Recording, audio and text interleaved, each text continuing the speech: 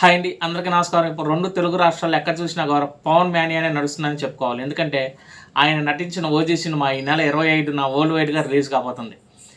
ఈ cinema benefit show టికెట్లు ₹1000 చేశారు.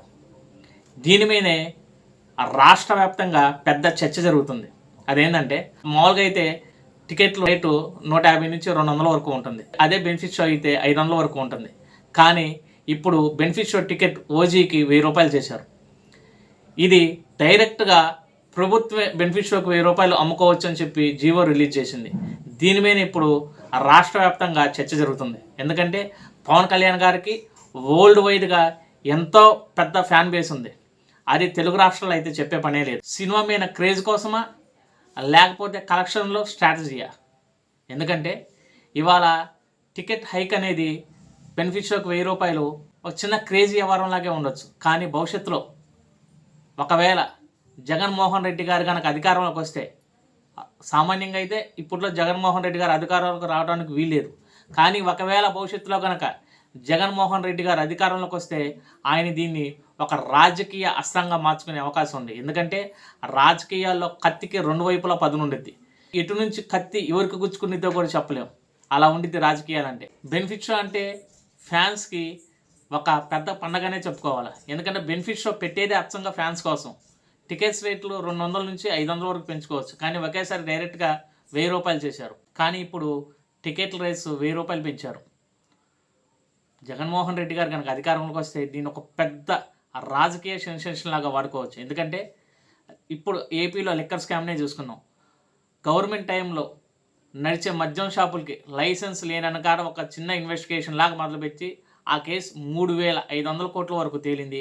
అలాగే అంతిమ లబ్ధిదారుడు జగన్మోహన్ రెడ్డి అని కూడా సిట్ నిర్ణయించింది.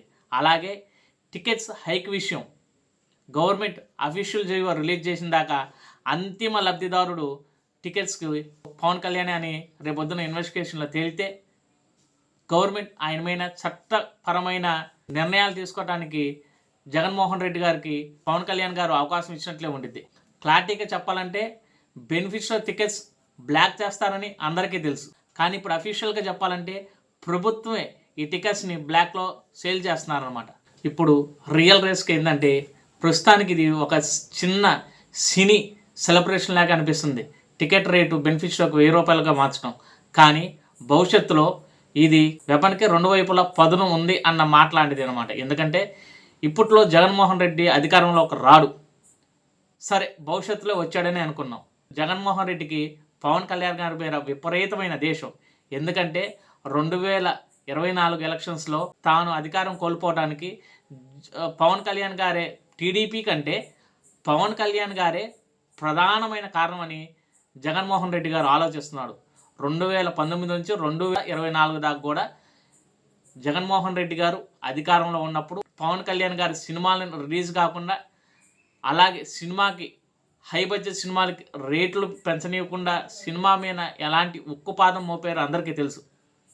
ఒకవేళ భవిష్యత్తులో జగన్మోహన్ రెడ్డి గారు కనుక అధికారంలోకి వస్తే ఇప్పుడు పెంచిన టికెట్స్ హైక్ని ఆయన ఒక పవన్ కళ్యాణ్ గారి మీద ఒక అస్త్రంలాగా వాడి ఆయన అరెస్ట్ చేయడానికి ఎన్నో అవకాశాలు ఉన్నాయి. నా ఒపీనియన్ ఏంటంటే ఏ సినిమాకైనా ఫ్యాన్ బేస్ అనేది చాలా ముఖ్యం. ఎప్పుడైనా సరే బెనిఫిట్ షో అనేది ఫ్యాన్స్కి అందుబాటులో టికెట్ రేట్లు ఉండాలి. కానీ టికెట్ల రేట్లు అమాంతం ₹1000 చేయకూడదు. దీంతో ఫ్యాన్స్ ఇబ్బంది పడతారు. అలాగే భవిష్యత్తులో కూడా ఈ సినీ నిర్మాతలకి కొన్ని చిక్కులు తప్పకపోవచ్చు. Thank you.